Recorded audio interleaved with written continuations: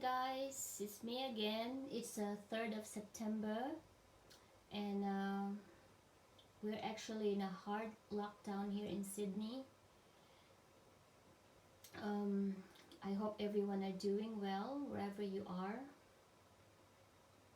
and hoping that this pandemic is going to go soon. Hopefully. Anyway, guys, so today we are actually in spring now here in Australia.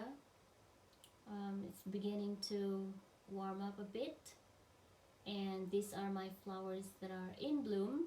As you can see, guys, here, this is a Dendrobium speciosum, or we call this the rock orchid.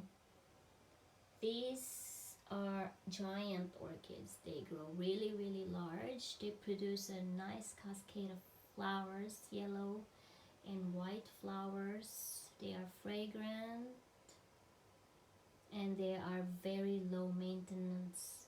If you're the type of person that is busy or lazy, this is a good orchid for you. They can pretty much take care of themselves. You can just leave them outside as long as they get water and sun. They're good to go. I don't even remember putting any fertilizer in these plants. As long as they can experience the cold spell, they will flower for you. An example is this giant plant here. It is really big, guys. It is even just one cane is much bigger than my 12 inches ruler. As you can see, this is I'll show you there. That's my 12 inches ruler, guys, and look at how big the plant is. That's how big it is. This one, I have featured this in one of my videos. Really large. At the moment, it's got 4 flower spikes with so many flowers. I think this one's probably got more than 50. This flower spike here got more than 50 flowers. And this other plant here, this one you got 4 spikes, flower spikes, and this one's got 2. Also very large. That's the flowers there. This one is a bit interesting because it produces both yellow and white flowers. As you can see, this is white here and this is yellow here, and they are just in the same plant. So I bought this, I think might be 7 years ago, 6 years or 7 years ago. They are already mature, but they are not this big, so they grow into real giants. They are really fragrant. Every morning a lot of bees are swarming around the plants. So, and most of the time, guys, I can also get a lot of seed pods. I think the bees and butterflies are pollinating them, but because I'm not really into growing orchids from seeds, because if a lot of you know, it's a bit technical to grow orchid seeds. You're gonna have to flask them. Anyway, so yeah, this is my Dendrobium speciosum, guys. And although spring is a time for Dendrobium soft cane orchids to flower, at the moment I only have one that I can show you that is already open. So it's got a lot of as you can see, it's got a lot of closed buds here. So, but anyway, this is a white flowering Dendrobium soft cane.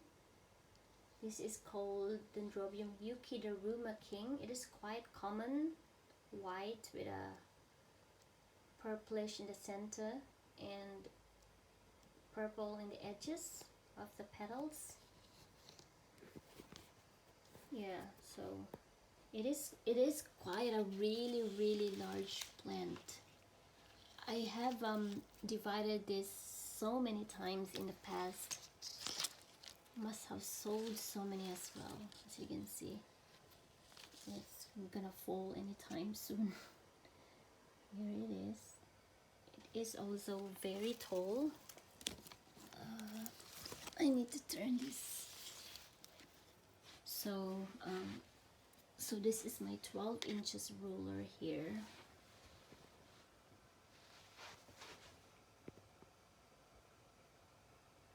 And there's the plant there.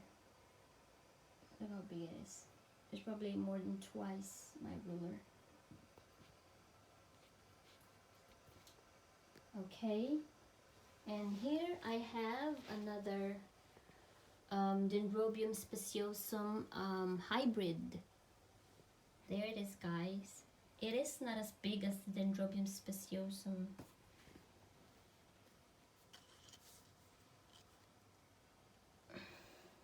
Yeah, it's like just the same height as my ruler here. But if you notice, the flowers are, I'd say, bigger, and it is more colorful.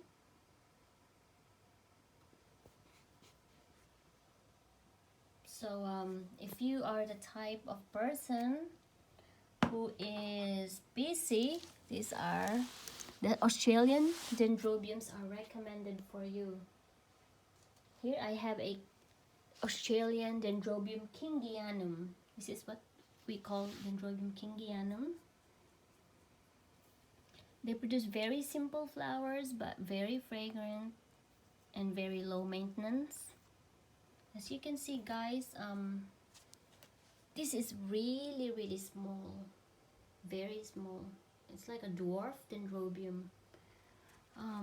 Let me just compare it to this Dendrobium speciosum. So this is my dwarf kingianum here. There it is. And that is the Dendrobium speciosum there.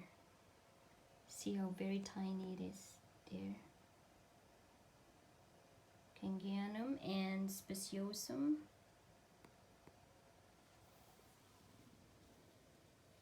It is very fragrant, and the flower is subjective. It's either you like it or you don't. But I like them because they are dainty and fragrant, and I like the color. So this is good for people with very limited space, the miniature types. And guys, this kingianum here, guys, this one is as well very fragrant. I feel sorry for this flower because I don't even fertilize this one and hardly water. This is in one of my greenhouse stand, tiny greenhouse stands that I hardly visit. And you know, because it flowered for me, I really felt sorry for this one. I'm not giving attention to it, and yet it awarded me with very fragrant flowers. This is the kingianum type, and they just pretty much take care of themselves, unlike any other orchids where you really have to give them your time. So this one is just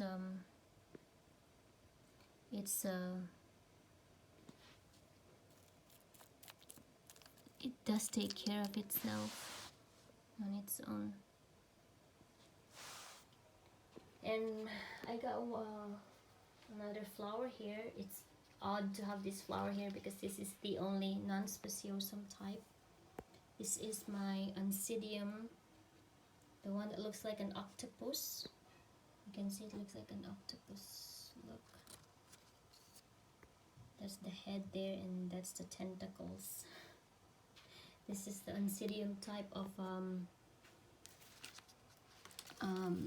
plant here. There it is. Very fragrant as well. And look at how healthy the pseudobulbs are, guys. I should really be dividing this plant. It looks like crowded already. It's heavy. It's also low maintenance too, because of the pseudobulbs. Don't really need to water them often. Yeah. Okay guys, so that's it for today. Thank you for your time, and God bless. Bye.